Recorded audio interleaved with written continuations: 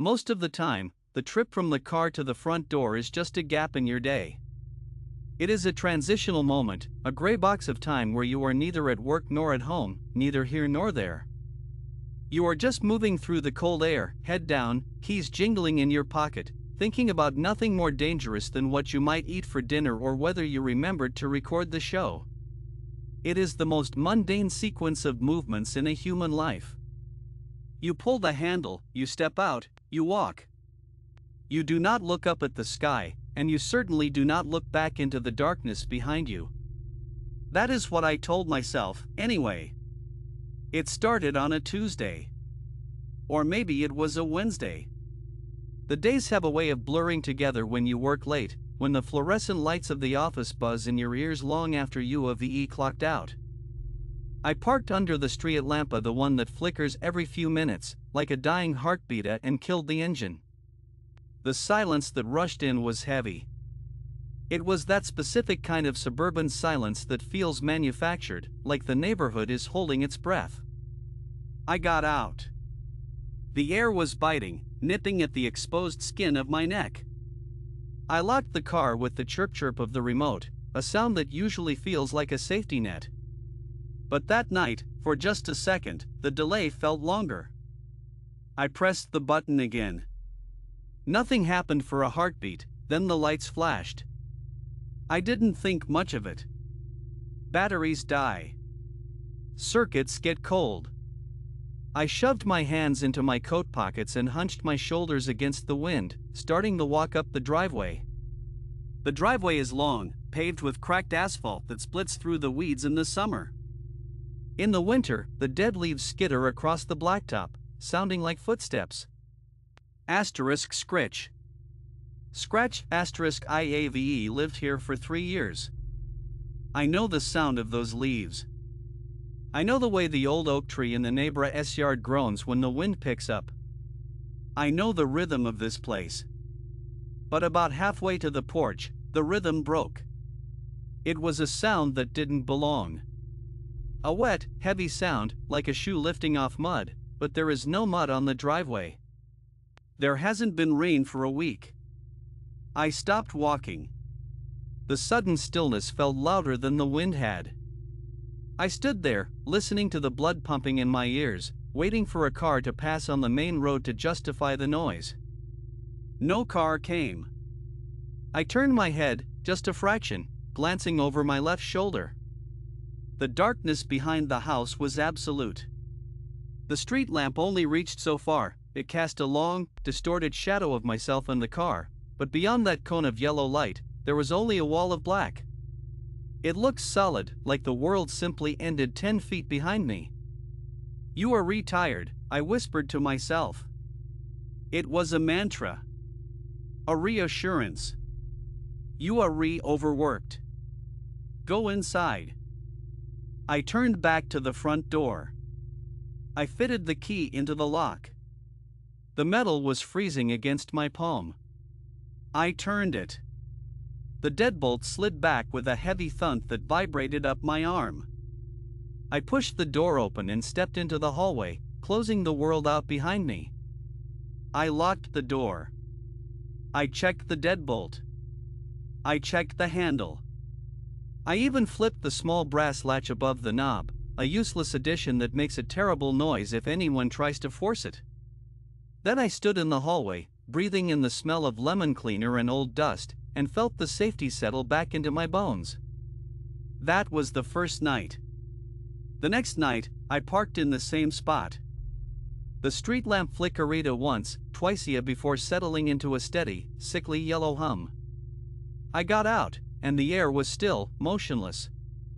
The leaves were dead on the ground, frozen by the frost. They shouldn't have moved. But as I walked up the driveway, I heard it again.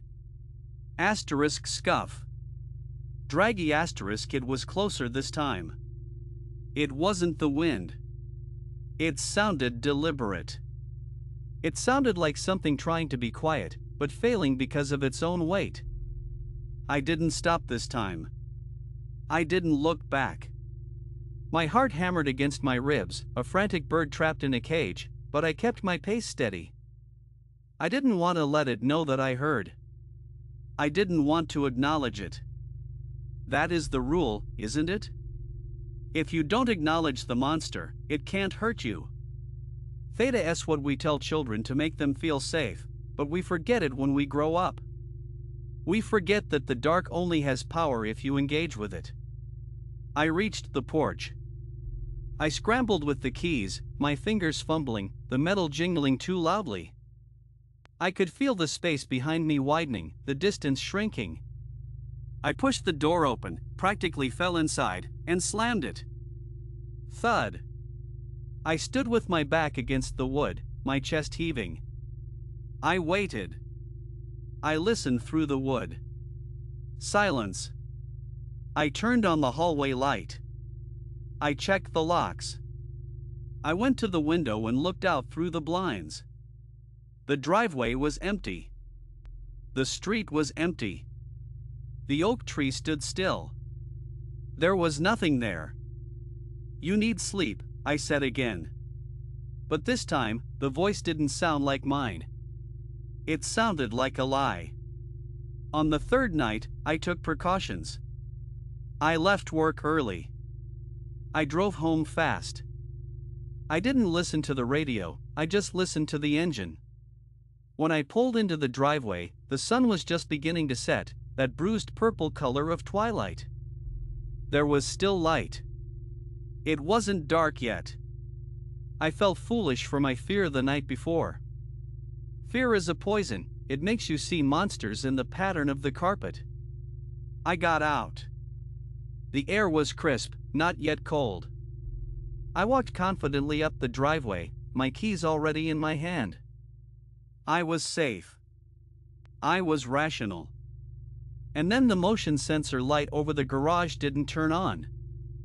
It should have. It has a sensor that detects movement from 20 feet away. I was standing right under it. I waved my hand. Nothing. I looked up at the bulb. It wasn't burnt out. It was covered. I squinted, my eyes adjusting to the fading light. There was something draped over the light fixture. A piece of fabric? No. It was a gray, wet mass. A clump of hair. Thick, matted hair that looked like it had been torn from a scalp, dripping a dark, viscous fluid onto the garage roof. I felt the bile rise in my throat. I took a step back, my foot crunching on the asphalt. Crunch. The sound didn't come from my foot. It came from behind me. I spun around. At the end of the driveway, standing just where the streetlight-ass shadow begins, was a figure. It was tall, unnervingly thin, with limbs that seemed too long for its torso. It was facing me. It was too far away to see features, just a silhouette cut from black construction paper, but I could feel its attention. It wasn't looking at the house. It wasn't looking at the car. It was looking at me. And then, it took a step. It didn't walk. It didn't bend its knees. It glided, the feet dragging through the gravel with a sound like sandpaper on bone. I didn't think. I didn't breathe. I scrambled up the porch steps, fumbling for the key with trembling hands. The figure was moving faster now, a fluid, impossible motion. I could hear the wet slap of its palms hitting the pavement. I got the key in. I turned it. I threw the door open and threw myself inside, my shoulders slamming into the wall. I grabbed the door and heaved, ready to slam it shut. But a hand caught the edge. It was pale. Not sickly pale, but the color of flour and water, translucent enough that I could see the dark, branching veins beneath the skin.